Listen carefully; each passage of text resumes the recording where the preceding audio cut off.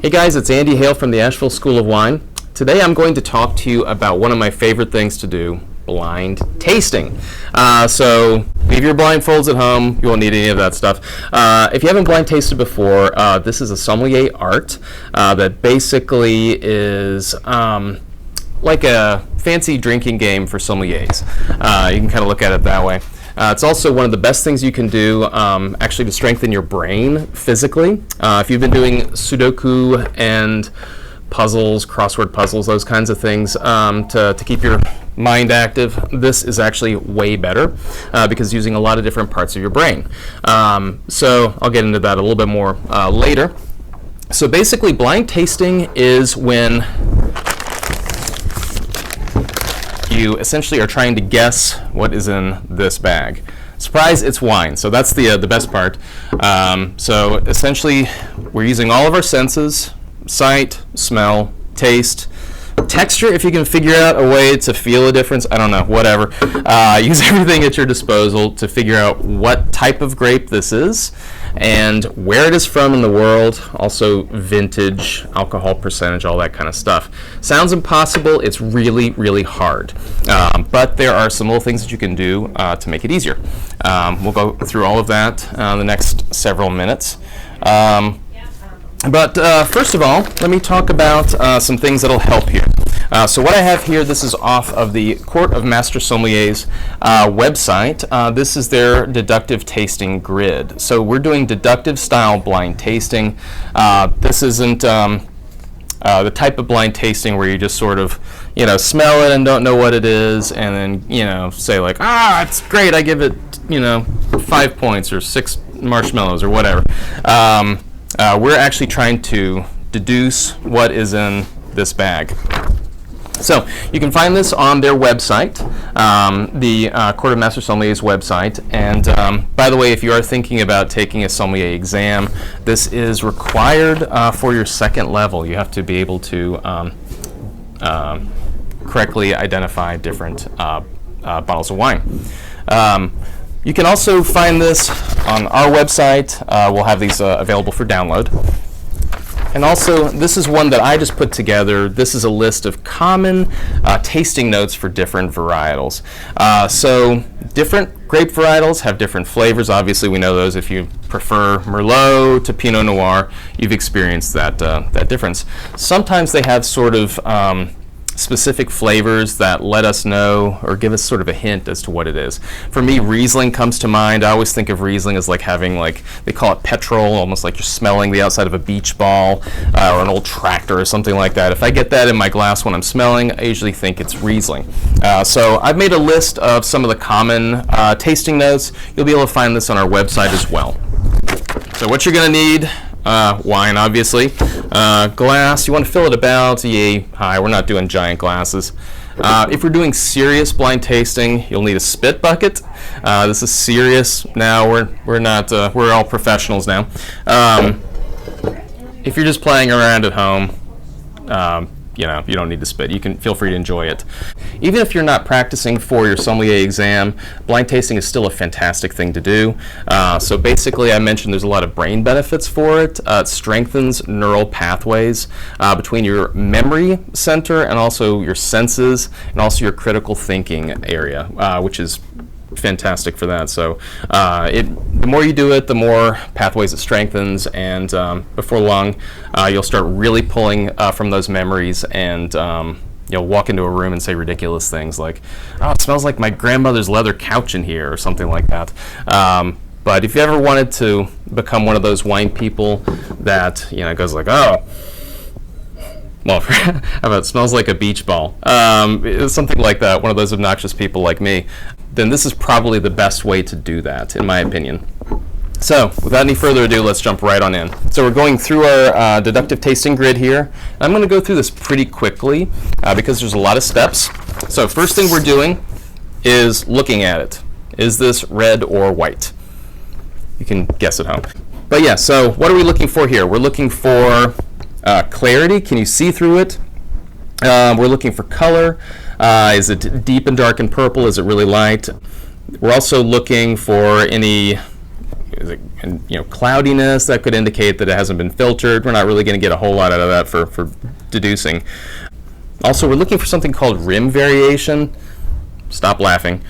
And basically that's a little meniscus around the outside of the glass that's a little bit lighter in color. If it starts going kind of brick red, the bigger the rim variation becomes, if it's just sort of a small little darker spot in the middle, almost like you cracked an egg into your glass, that's an indicator that it might your wine might have some age on it. So this is for reds, obviously. You don't really see that too much in whites, but if you're doing a quick little look and it's white, if you see a little bit of green, could be an indicator that maybe the wine is from a cooler climate. Really, if we're doing this for an exam, I do this really, really quick. And the main thing I'm looking for here is, what is it not? Is there anything that we can see that's going to say, okay, not Cabernet Sauvignon, not Pinot Noir, it's not any white grapes, whatever, something like that. Is there anything that we can eliminate? This is deductive tasting, so instead of trying to jump right in with what you think it is, let's try to think of what it's not. So we've got a nice sort of deep color here. So, like I said, real quick sort of visual inspection. Let's jump into the nose now. Give it a swirl.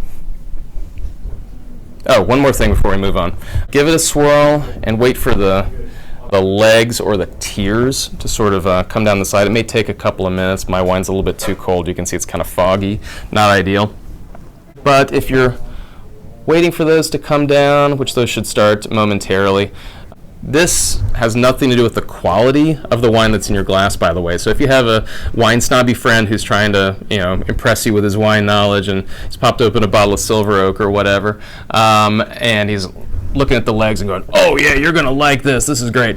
All this is telling you is what we call the viscosity, which basically is the amount of either residual sugar in your glass or alcohol. So basically, the slower the legs move down, or tears move down the side of the glass, and the wider they are, that's an indicator of higher alcohol. This will come in handy later when we're making our guesses as to where it's from. So let's get our noses into the glass. Give it a swirl to agitate some of the more shy flavors. What are we smelling? When you're practicing at home, if you do this regularly, which I do recommend, give me 3 fruit flavors to start off with. Maybe plum, kind of raisin, like dried fruit. Let's say black cherry, something like that. Then start looking for non-fruit flavors. What are we smelling here? Kind of mushroom, sort of like walking in the forest and it's just rained. Almost like tarmac or something, like like a road, a freshly paved road. And you can go through a little grid here and see, they can give you some hints about that as well. Fruits, non-fruits. Do we smell any oak? I'm not getting any oak on this one. Oak usually smells like, well, obviously oak barrels. It can be like cigar box. It can smell like vanilla. A lot of times French oak, they say, smells like baking spices, cinnamon, nutmeg, those kinds of things. Sometimes just toast. American oak is a little bit more powerful. You usually get vanilla, cedar, like a cedar deck. You're drinking wine out on a cedar deck. Something like that. And that's about all we can really get from the nose. So let's try it. If you're drinking along with me at home, feel free to swallow. I will be spitting because otherwise it'll go horribly off the rails.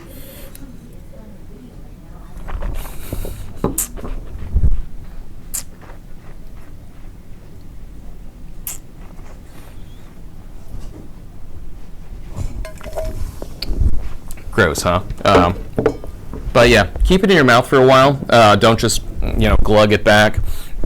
Hold it in there, swish it around like it's mouthwash. Give it about 30 seconds to a minute. Let it really hit all the parts of your tongue. First thing we're gonna say is it dry or off dry. So basically, we're talking about residual sugar here in the glass. So is it sweet? Is it actually like sugar sweet, or is it dry? So this one obviously is dry. Tannin is another thing that we're going to rate. Different grapes have different amounts of tannin.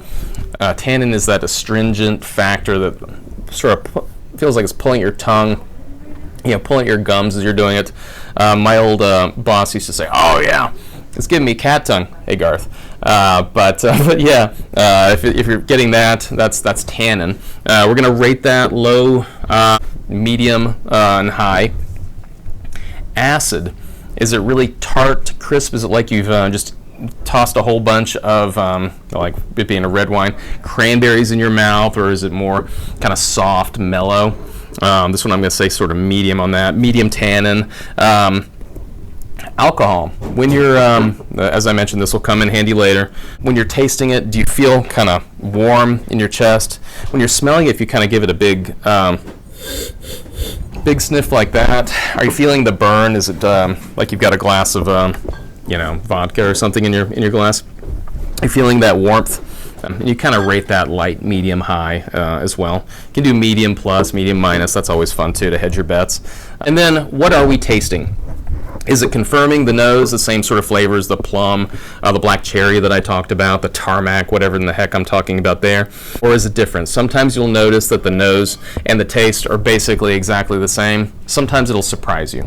It'll smell one way, and then when you try it, you're getting a whole bunch of new things. So is there anything new that you can bring? Are you getting oak on the palate when you're tasting it that you didn't get earlier? Or anything vegetal? Is there any, does it smell like, taste like spinach or anything like that? We're also going to talk about balance. Is the wine balanced, or is there one aspect that's just really over the top, or is it nice and sort of evenly distributed? Is it a little bit of acids, a little bit of fruit, a little bit of tannin? Is it nice balance, or is it just tannin and fruit? Complexity. How much is going on? What's going on with this? Is it if it were a song? Is it Mary Had a Little Lamb, or is it Beethoven's Ninth Symphony?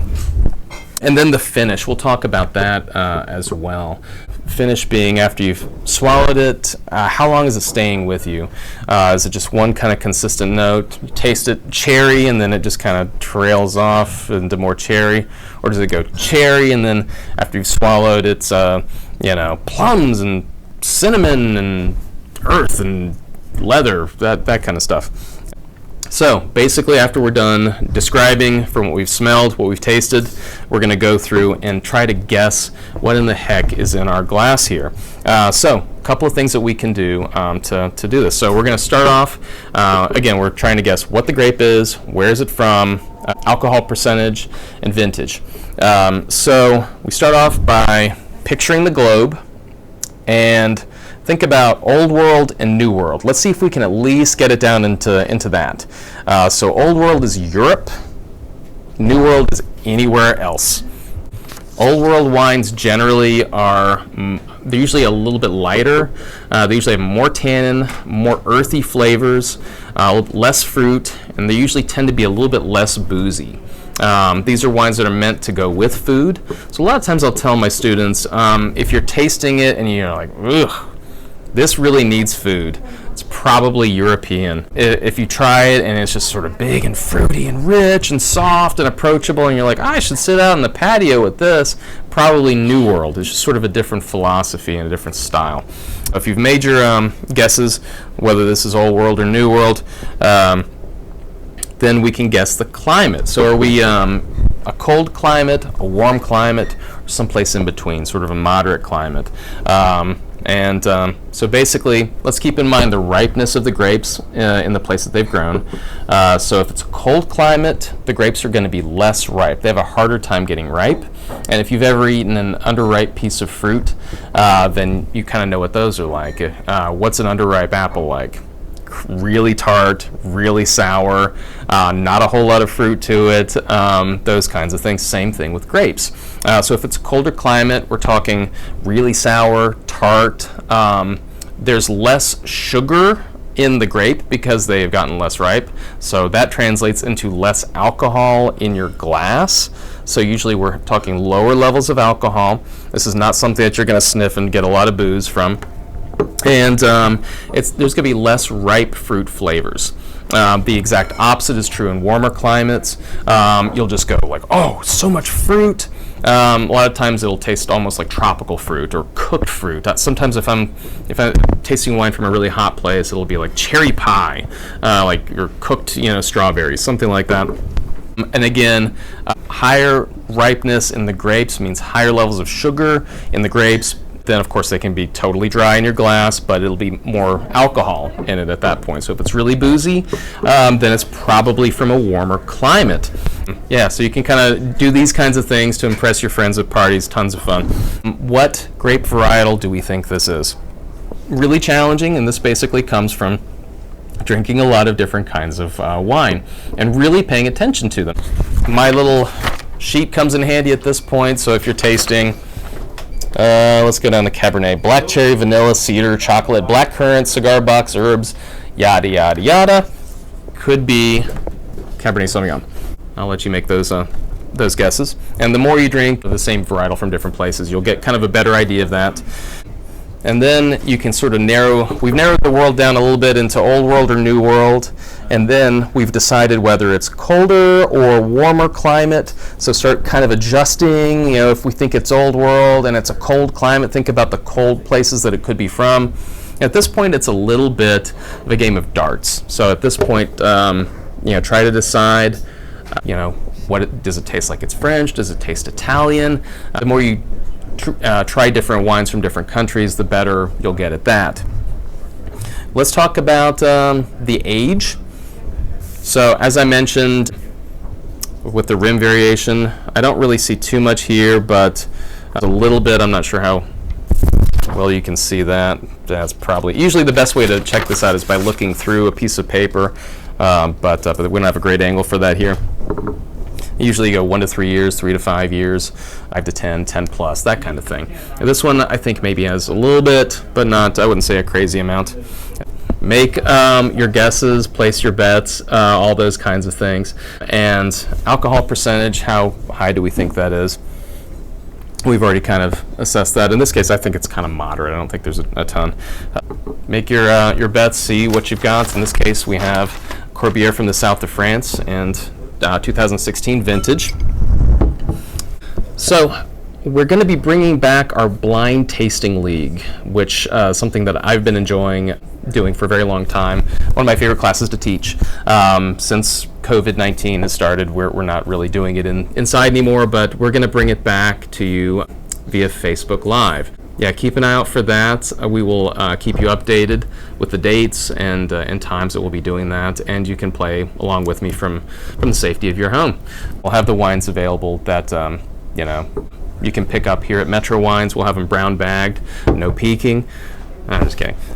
So, sounds pretty intimidating. Let's just have fun with it. It's blind tasting is a really fun game if you have the right attitude for it. My old boss and I, hey Garth again, we used to blind taste 2 bottles of wine a night after work.